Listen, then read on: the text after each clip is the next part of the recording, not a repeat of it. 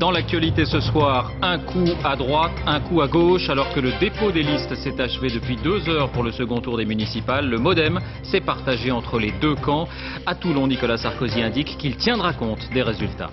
La fin de la tempête en France. Au Sables-d'Olonne, une opération vient d'être tentée sans succès pour remettre à flot le cargo échoué hier. Un nouveau coup de vent souffle sur l'Europe du Sud. L'escalade à la pompe dans le sillage du pétrole. Les prix du gazole et du fioul domestique ont atteint des records. 1,26 € pour le premier, 81 centimes pour le second. La mondialisation à géométrie variable. Le contrat du siècle de ADS avec les États-Unis est suspendu. Boeing a porté plainte. Décision dans un peu plus de 3 mois. Un couple de touristes autrichiens a été enlevé dans le sud tunisien par un groupe proche d'Al-Qaïda. Les ravisseurs auraient réussi à rejoindre leur base au Mali. Enfin, 200 médicaments seront en libre service dans les pharmacies dès le mois de mai. Antidouleurs, sirop contre la toux. Objectif, peser sur les prix en faisant jouer la concurrence. Bonsoir et bienvenue à tous. Les négociations sont terminées, les dés sont jetés pour le second tour des municipales. Depuis 18 h, le dépôt des listes est clos, on va y venir dans un instant. D'abord, la phrase du jour. Elle est signée Nicolas Sarkozy, qui a fait une incursion dans cette campagne lors d'un déplacement à Toulon.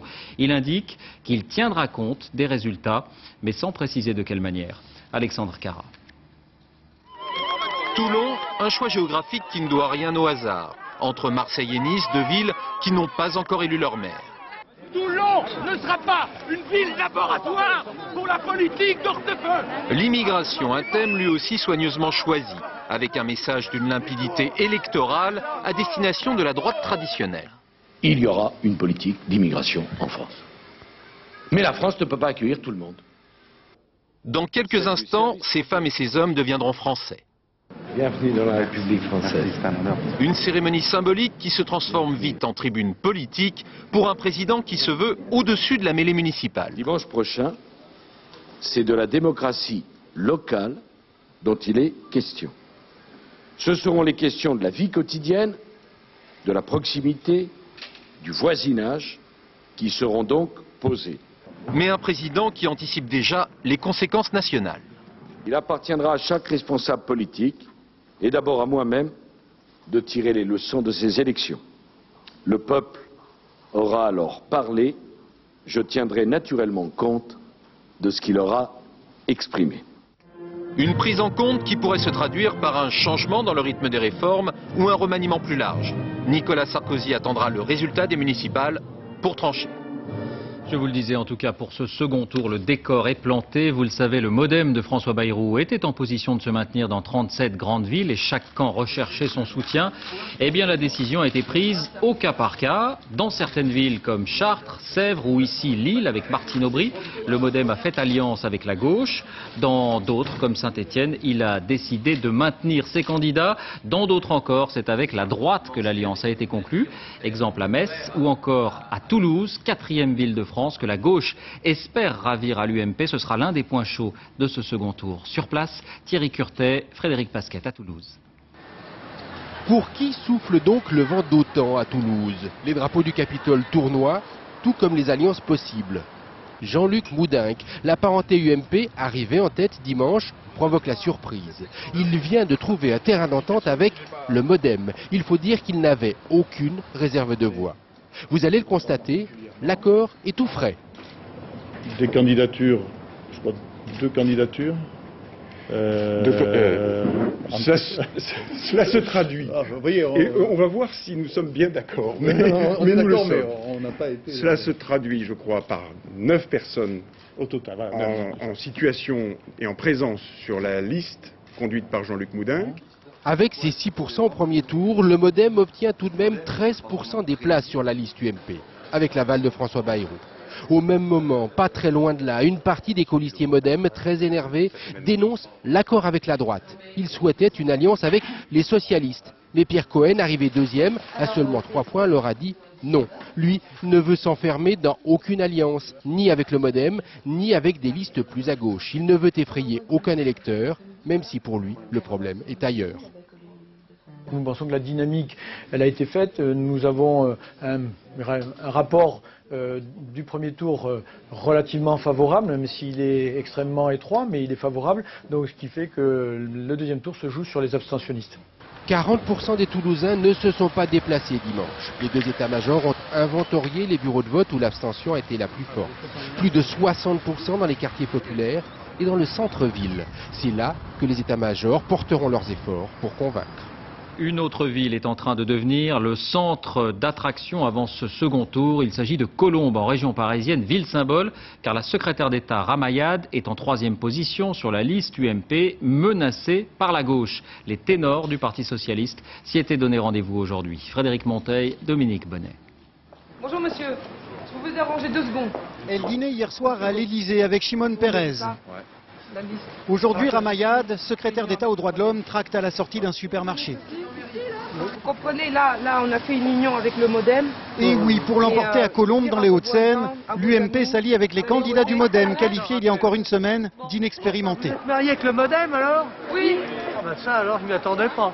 On a les mêmes programmes, on a les mêmes bases, les mêmes fondations, la même histoire. Et donc c'est un mariage avec enthousiasme. Voilà.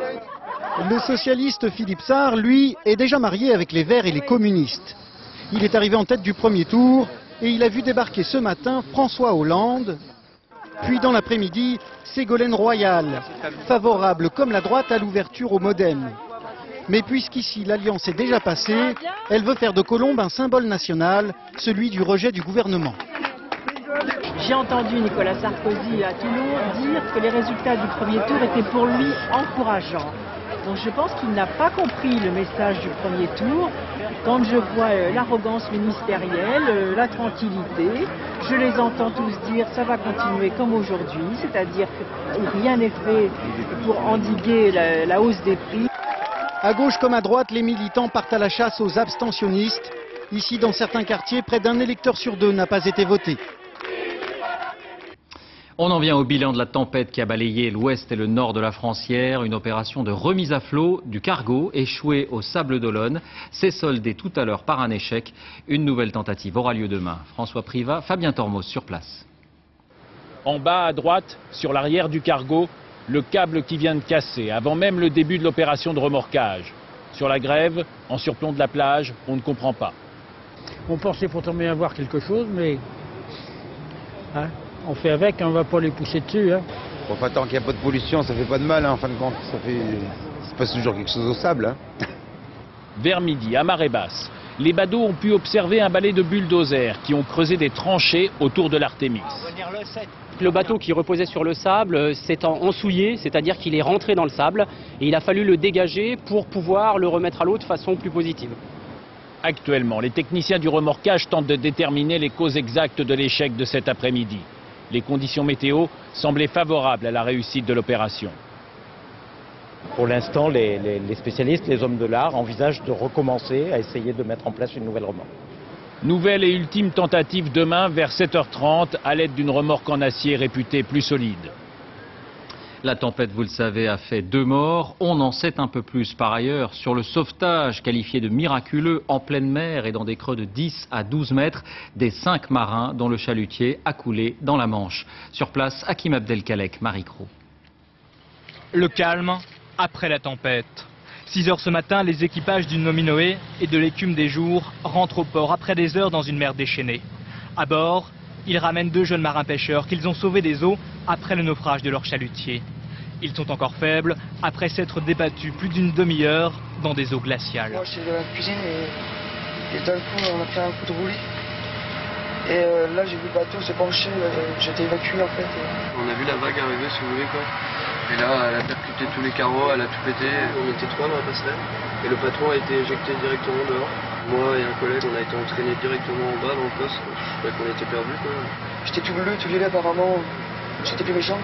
On est resté réunis, moi et mon collègue, jusqu'à temps le bateau pouvait nous sauver. J'imagine que vous avez eu une peur immense, quoi. Ouais, tu vois la vie défiler. Ouais. Lors du naufrage, à 75 km au large de Guernesey, la mer est d'une rare violence. Des creux et des vagues de 10 à 12 mètres. Des vents jusqu'à 110 km/h. Les 5 membres d'équipage se retrouvent à l'eau. Un message de détresse est envoyé. Il est capté par ces 2 chalutiers qui font immédiatement demi-tour pour secourir les marins dans une mer démontée. C'est arrivé dans un secteur, ce qu'on appelle la fosse centrale. Là, ça a été énorme, quoi. Ça a été énorme, là. 12, 13, 14 mètres peut-être. C'était énorme. J'ai jamais vu ça. On va mettre le poisson dans le trier et puis mettre le camion après. Comme si de rien n'était, le travail a déjà repris pour les hommes qui viennent de sauver 5 des leurs. Rien d'héroïque selon eux, mais la vie de marin, tout simplement. Des dégâts aussi en Espagne. Ce cargo échoué au Cap Figuier à Fontarabie, près de la frontière, s'est brisé en deux sur les rochers. Les autorités sont inquiètes car il contient encore 50 tonnes de fioul. On en vient aux conséquences de la hausse des prix du pétrole. Plus un jour sans record, il a passé aujourd'hui les $109 le baril et les effets se font directement sentir à la pompe. Les industriels du secteur relèvent les prix régulièrement. Eh bien, ils ont atteint un sommet en ce qui concerne le gazole et le fioul domestique. Jean-Paul Chapelle, Tristan Lebras. Livraison de fioul en région parisienne, l'hiver n'est pas terminé. 81 centimes le litre de fioul domestique, il atteint de nouveaux records. Pour chauffer sa maison, ce client n'ose pas remplir sa cuve entièrement car quand la facture arrive, ça fait mal. Pour cher 833 €, qui représente une petite augmentation qui est de 25 ou 30%, puisqu'au mois de novembre, c'était 600 et quelques euros. Toujours plus cher pour se chauffer, toujours plus cher pour se déplacer.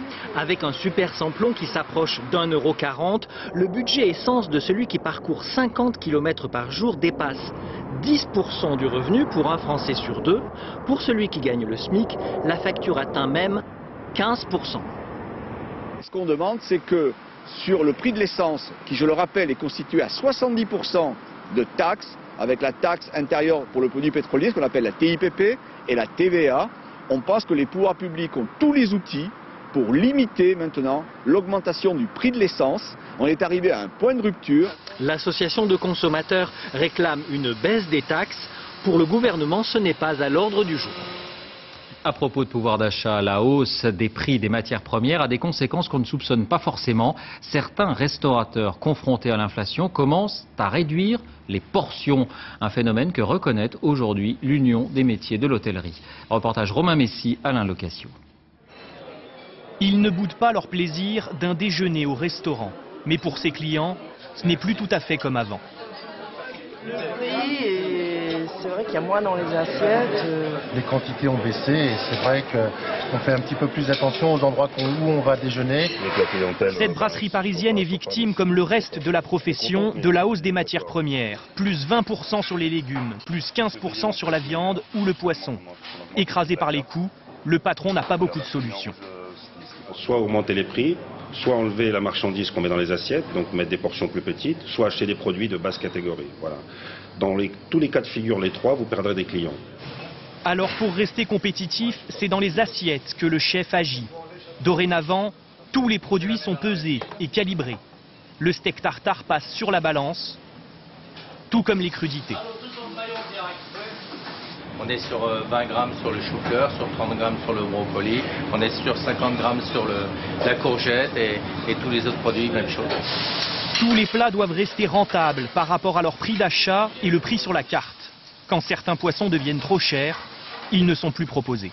On est obligé d'attendre de faire des coups sur des produits comme la sole. Le Saint-Pierre est devenu pratiquement inexistant sur les cartes, c'est plus possible. Malgré tous les efforts en cuisine, cette brasserie grand public a dû se résoudre à augmenter les prix. Le poisson coûte dorénavant 1 € supplémentaire sur la formule du jour. Quant aux plats à la carte, ils sont proposés 50 centimes plus cher en moyenne depuis quelques semaines. En bref, dans l'actualité sociale, une nouvelle grève à la SNCF. Elle commence en ce moment, mais ne devrait pas avoir de conséquences importantes sur le trafic. Voyez les prévisions, pas de soucis pour les TGV, Thalys ou Eurostar. 70% des liaisons corail entre régions seront assurées. En revanche, il y aura des perturbations dans les TER, mais avec de fortes disparités selon les régions. Vous êtes invités à consulter le site sncf.com.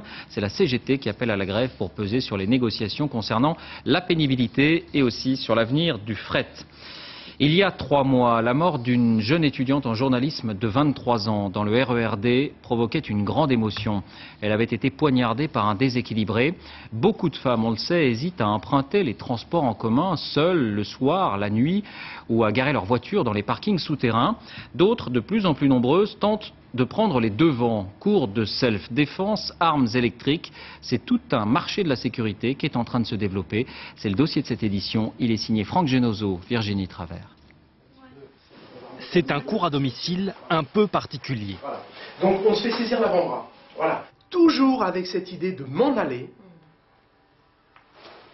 Je vais la chasser pour partir. Se dégager pour s'enfuir, les rudiments de l'autodéfense. Il y a quelques mois, Katia s'est fait agresser.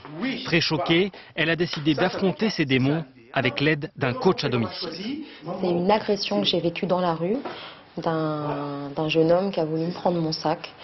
Et je n'ai eu aucun réflexe d'autodéfense. On tourne et on s'échappe. Robin Savignac, lui, est un ancien karatéka. Il forme plus d'une centaine de clientes par an, 70 € les 3 heures de cours. Savoir s'adapter à l'agresseur, se dégager d'une emprise ou utiliser les objets du quotidien, revues, parapluie, clés et même livres de poche. Et j'oublie que c'est un livre. Avec une idée en tête, frapper doit être la dernière alternative. Porter un coup, ça va générer de l'agression, une riposte éventuelle. L'objectif n'est pas, encore une fois, de faire de ces personnes des gens gradés en sport de combat, mais de leur redonner confiance. Cette technique me permettra de réagir à 15% de mes capacités. J'étais à 0 jusqu'à présent, donc ce sera plutôt positif, mais il y a le paramètre stress que là on mesure à peine et en situation qui va me poser problème. En France, une femme sur 2 dit avoir été victime d'une agression au cours des 5 dernières années. Rues mal éclairées, parkings sombres ou trains de nuit sont considérés comme les endroits les plus anxiogènes.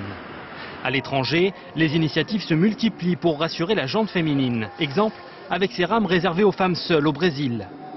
Place réservée aux femmes également dans certains parkings de Berlin, près du gardien ou de la sortie.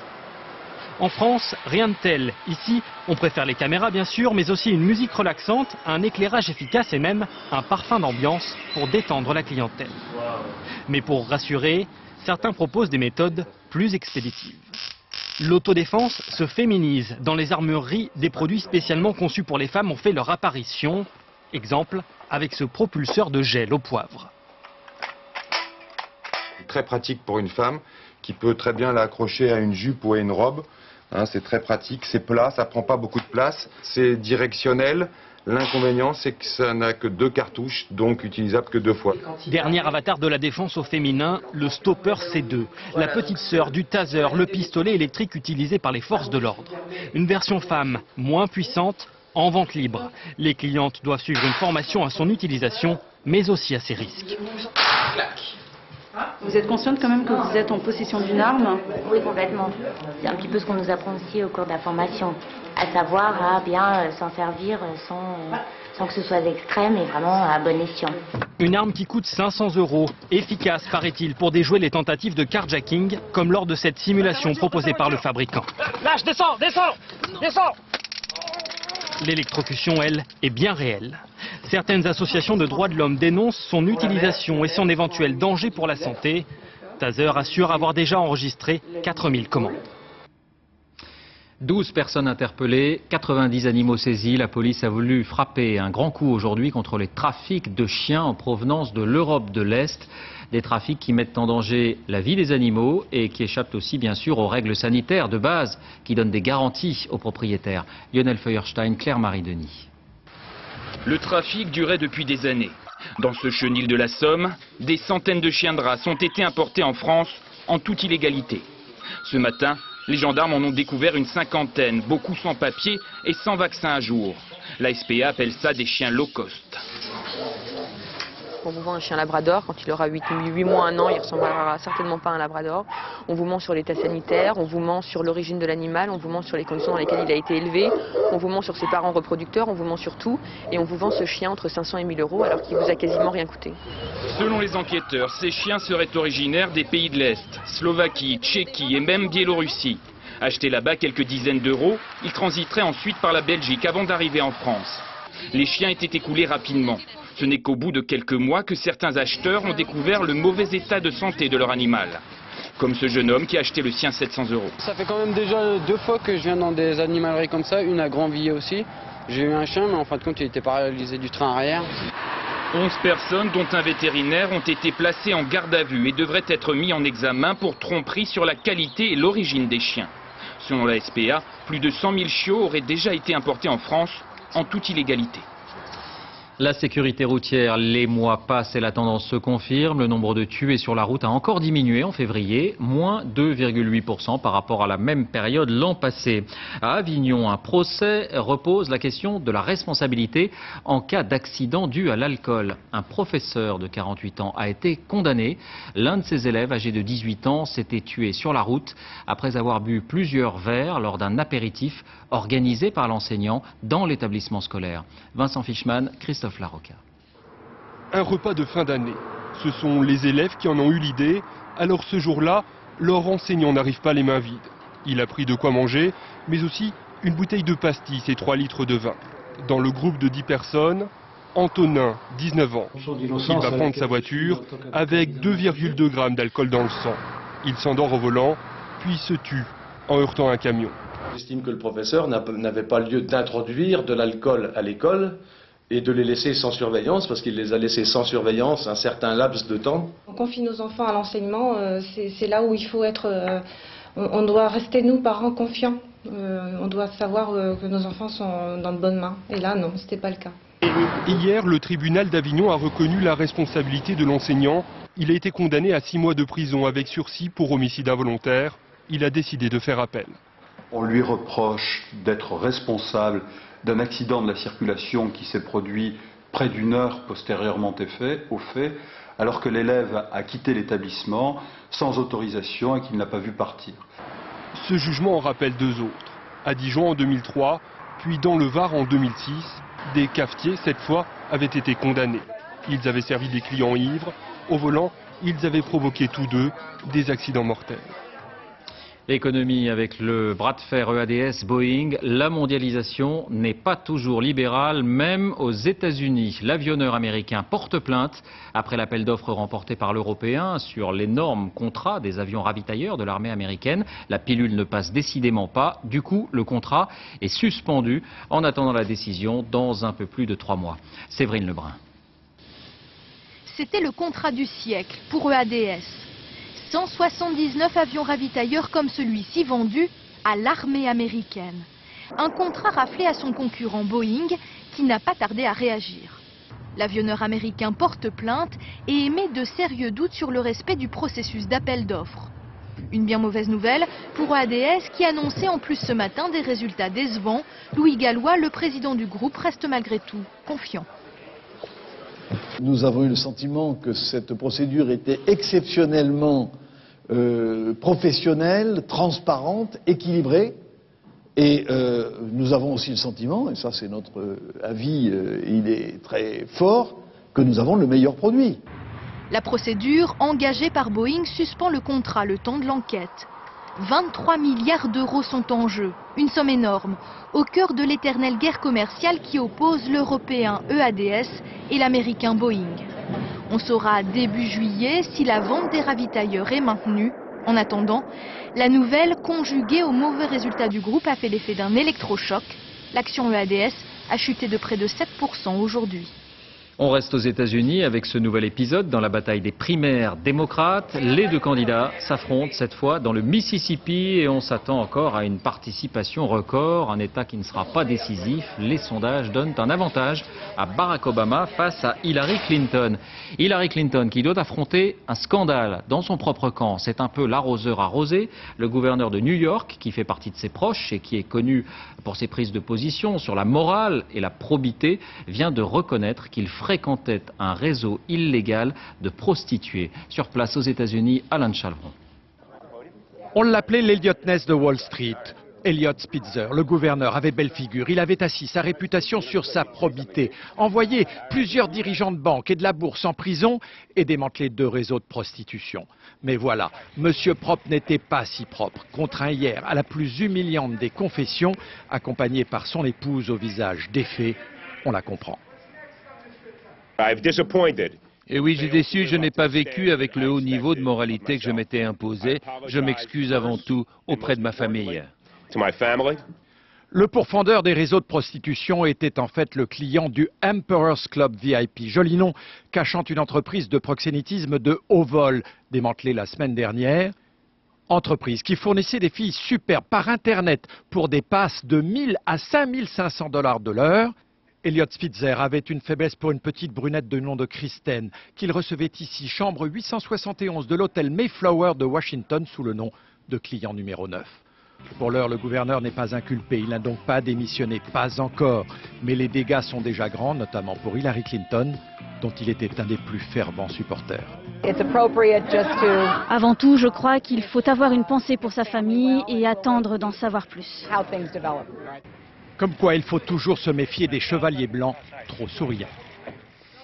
À l'étranger encore, des tribunaux islamiques en Grande-Bretagne. C'est une fois encore le modèle communautaire qui est en question. Il y a quelques semaines, l'archevêque de Canterbury faisait scandale en déclarant qu'il était inévitable que certains éléments de la loi coranique s'appliquent dans un pays qui connaît une forte immigration musulmane. De fait, ces tribunaux existent depuis plus de 20 ans.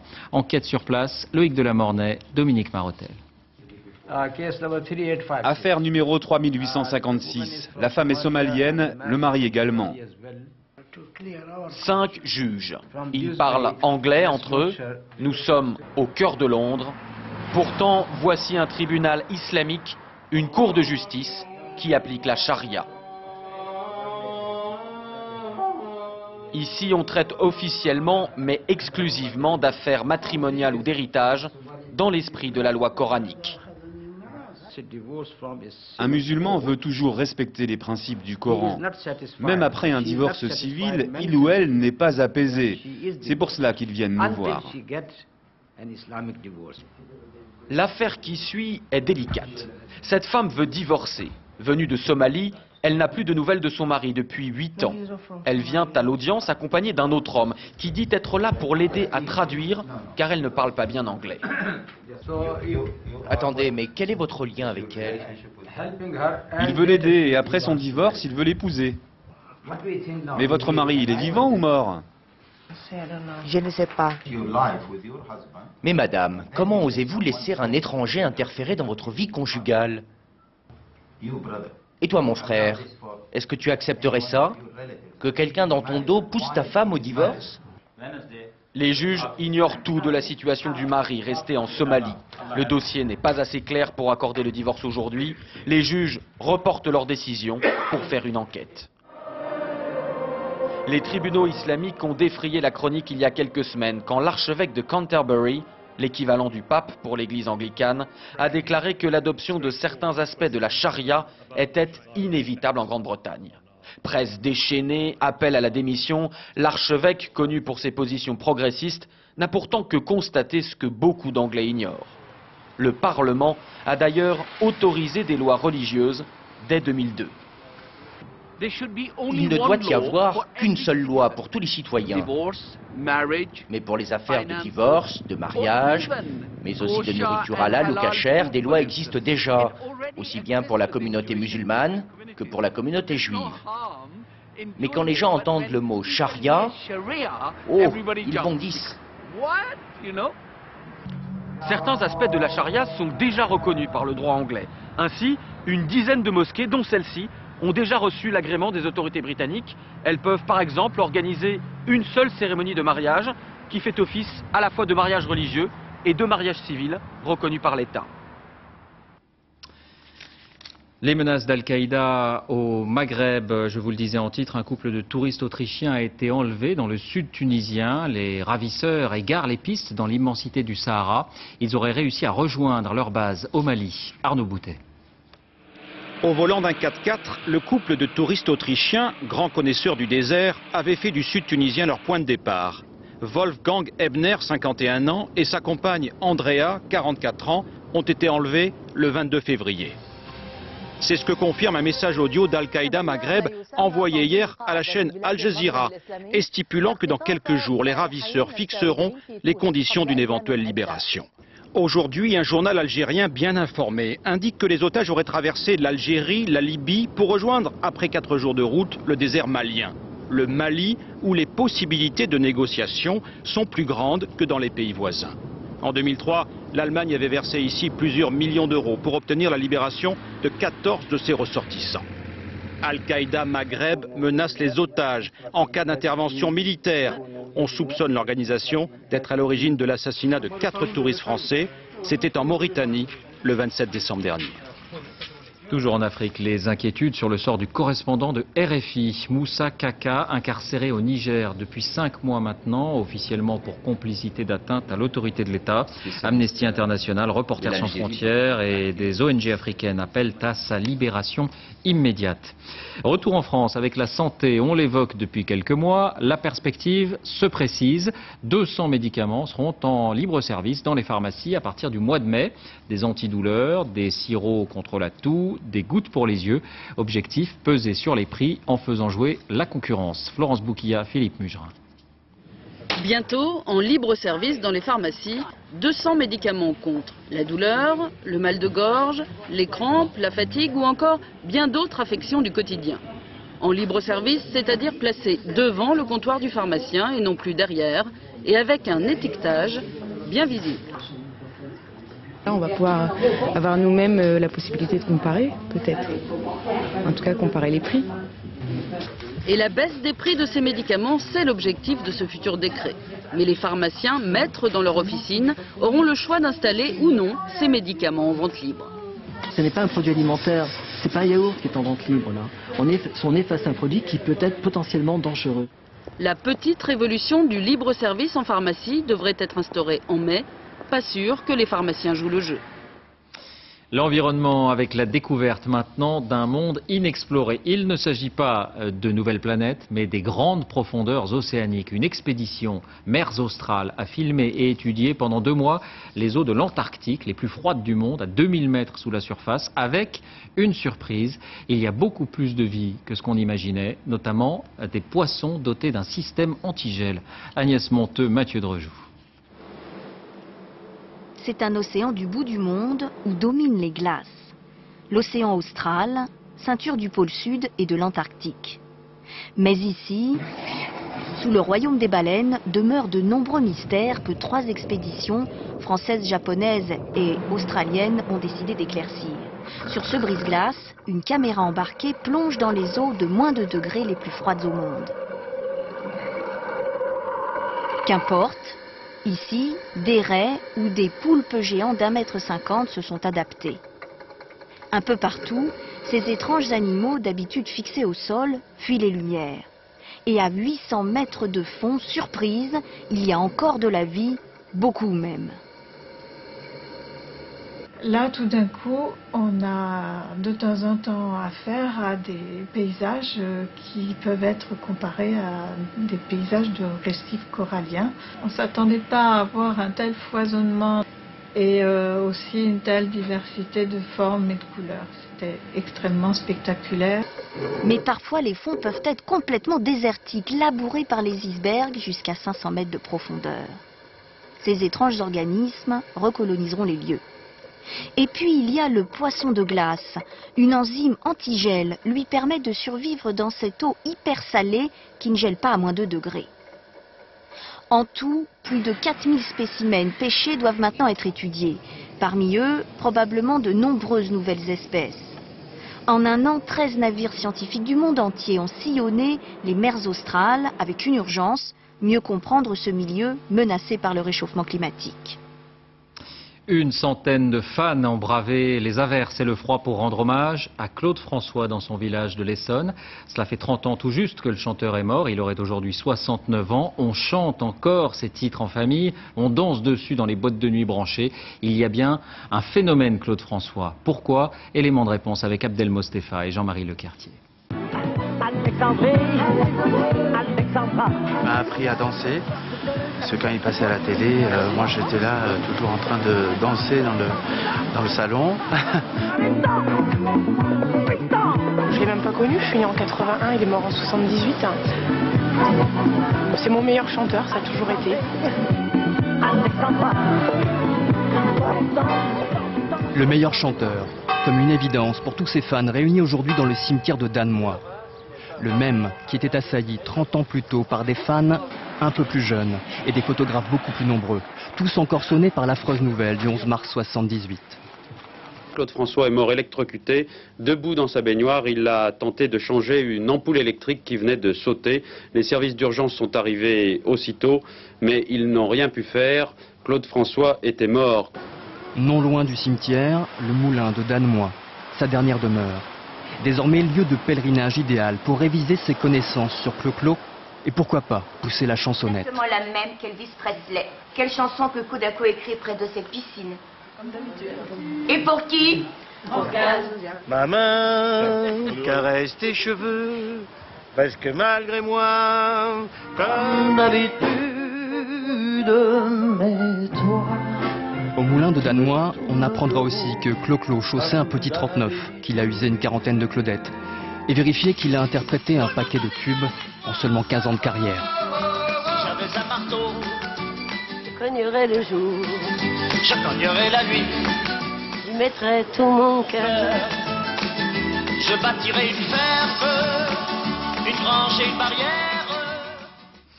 Une image de Paris-Nice, deuxième étape marquée par une chute collective. La route était glissante à cause de la pluie, plus de peur que de mal. C'est le Belge Gert Stegmans qui l'a emporté à Belleville. Le Norvégien Hushovd reste en tête au classement général. Avant de refermer ce journal, je vous en rappelle l'un des principaux titres. Les dés sont jetés pour le second tour des municipales. Le dépôt des listes est clos depuis 18 h. Le MoDem s'est partagé entre droite et gauche. À Toulon, Nicolas Sarkozy indique qu'il tiendra compte des résultats sans donner plus de précision. C'est la fin de ce journal. Merci de l'avoir suivi. Tout de suite la météo, Valérie Alexandre. 20h50, grand auteur, belle fiction. Le retour de Maupassant. À demain.